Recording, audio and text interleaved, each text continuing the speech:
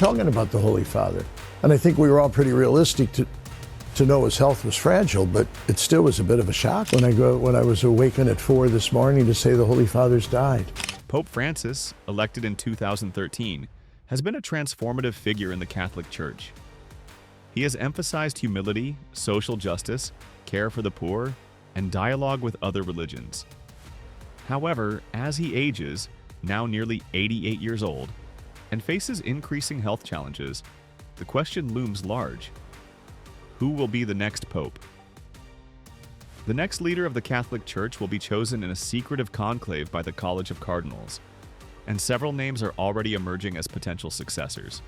In this documentary-style exploration, we'll look at 5 of the most talked-about candidates to become the next pope, discuss their backgrounds, and assess their chances based on ideology, experience, and global church dynamics.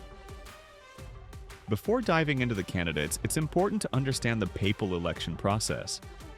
The Pope is chosen by a conclave of cardinals who are under the age of 80.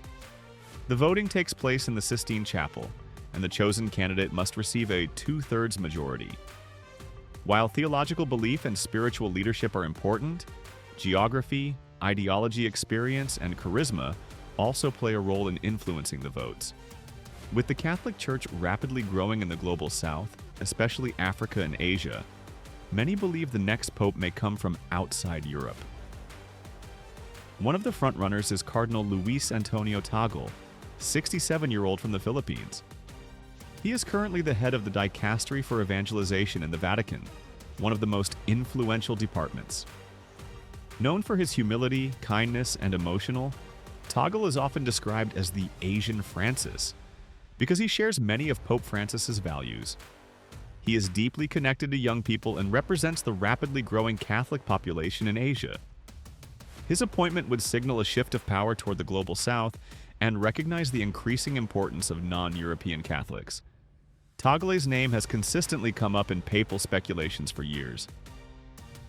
Estimated chance: 40%. Another major candidate is Cardinal Matteo Zuppi, 69, from Italy. He is the Archbishop of Bologna and also the president of the Italian Bishops' Conference. Zuppi is known for his peacemaking efforts, having worked with the San Egidio community, which has been involved in global peace negotiations and humanitarian efforts. He has a reputation for being pastoral, pragmatic, and approachable, with a focus on inclusivity and social justice. Zuppi is considered a centrist who could unite both progressive and conservative factions within the church.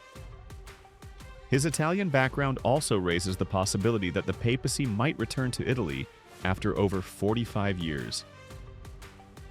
As for the thing of an African pope, it's why not? If by divine providence, because the church belongs to God, if God would wish to see a black man also as a pope, thanks be to God. Estimated chance: 30%. From the African continent, Cardinal Peter Turkson, 76, of Ghana, is another strong contender. He served as the head of the Vatican's Dicastery for Integral Human Development and has been a prominent voice on issues like poverty, climate change, and human rights. Turkson is respected globally for his intellect and diplomatic skills. His election would be historic, as he would be the first Black African pope in modern history, symbolizing the Church's true global identity. While some critics have questioned his administrative record, his moral authority and spiritual vision are widely acknowledged. Estimated chance: 25%. Also from Africa is Cardinal Robert Sarah, 79, from Guinea. He is a staunch conservative and was formerly the head of the Congregation for Divine Worship and the Discipline of the Sacraments. Sarah is admired by many traditionalist Catholics for his emphasis on silence, traditional liturgy, and the spiritual depth of church teachings. He has openly criticized modern culture and parts of Pope Francis's agenda. If the College of Cardinals were to swing back toward conservatism, Sarah would be a top choice. However, his age and hardline stance may make more moderate cardinals hesitate. Estimated chance: 10%. Choosing the next pope is not just a spiritual decision, it's also a deeply political and symbolic one. Will the Church continue along Pope Francis's progressive trajectory, or will it return to more traditional roots? Will the Cardinals select someone from Europe, or will they embrace the growing influence of Asia and Africa?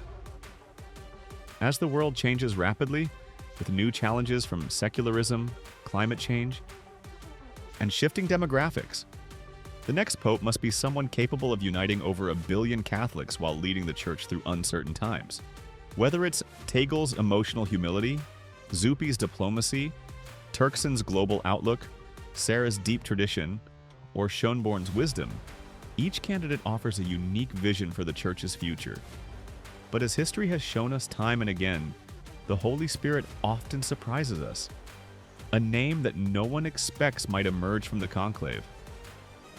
Until then, the world will be watching, waiting for that iconic white smoke to rise from the Sistine Chapel, announcing to the world, Habemus Papam. We have a pope.